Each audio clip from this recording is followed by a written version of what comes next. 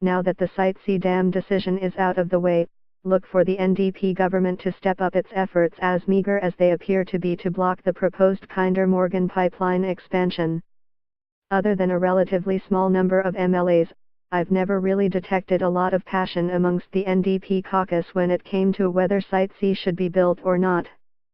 But it's a different story with the pipeline. The results of the last election have made the NDP a party that is not only heavily urbanized, but it's also a party that represents many of the ridings that are located along the path all those oil tankers loaded with bitumen will be plying the waters. Read more. Green leader Andrew Weaver claims NDP Site C decision made months ago. Burnaby, Vancouver, and South Vancouver Island, where the tankers will pass, are collectively home to more than 1/3 of the NDP caucus. The dam, on the other hand, is located in the Peace River area, which is about as unfriendly to the NDP as any area of the province.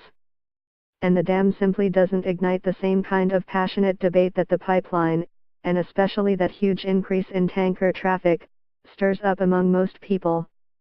You can be sure most NDP MLAs hear a lot about Kinder Morgan from their constituents, and those conversations are just going to get more numerous and louder over time as the date of any construction approaches.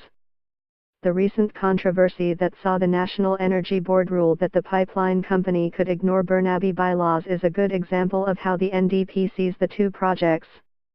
Environment Minister George Heyman was quick off the mark, denouncing the ruling in fairly aggressive language.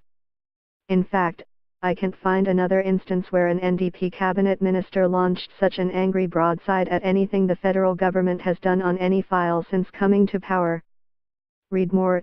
Site C gets the go-ahead, now here come the lawyers. Don't expect Heyman to shy away from future clashes with the feds as the pipeline project heats up.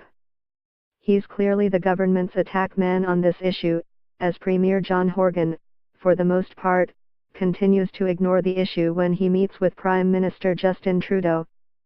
But don't mistake Horgan and Trudeau's joint decision to ignore the elephant in the room as a sign the two leaders share some kind of common ground on this issue. They don't. The rhetoric will heat up in the months ahead, and at some point Horgan and Trudeau will have to have a lengthy talk about this. And various political leaders, Trudeau, Horgan, Alberta Premier Rachel Notley, and mayors such as Burnaby's Derek Corrigan and Vancouver's Gregor Robertson will have to figure out which of them, ultimately, has control over this pipeline project. Corrigan clearly believes Burnaby has the right to determine what kind of activity takes place within its borders. Horgan believes the province should have the right to determine what happens along its coast.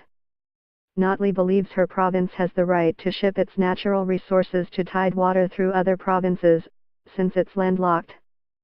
And the Prime Minister, presumably, may have to be the referee.